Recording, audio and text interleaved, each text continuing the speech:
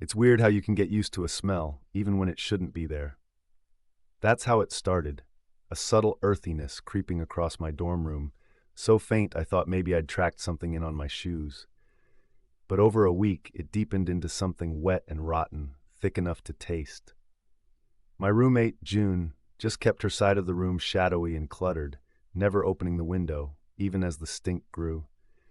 I was up late one night, trying to study, when I finally snapped and asked her what was going on. She looked up from her phone, her eyes glassy in the lamplight, and smiled, a wide, stretched thing I'd never seen before. "I'll swap beds tonight," she said. "You'll see what calls you from under the floor." I didn't sleep much after that, but around 3 a.m., she nudged me awake and insisted I take her bed.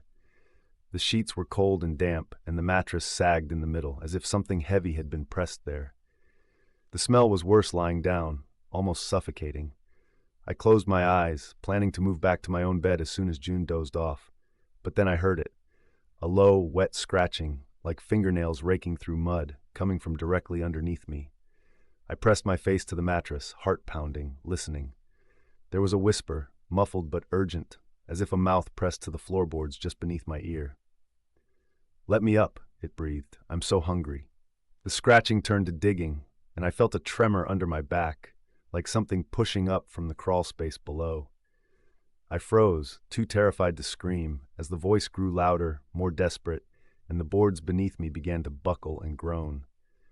I finally leapt out of the bed, stumbling into the cold center of the room. June was sitting on the floor in the darkness, her smile impossibly wide, hands folded neatly in her lap. "It likes you," she whispered. "It always chooses someone." The floorboard under her bed split open with a crack, and something pale and slick slid out into the moonlight. As I backed toward the door, June only smiled wider. "It's your turn now," she said, as the thing began to crawl, hungry for warmth, toward me.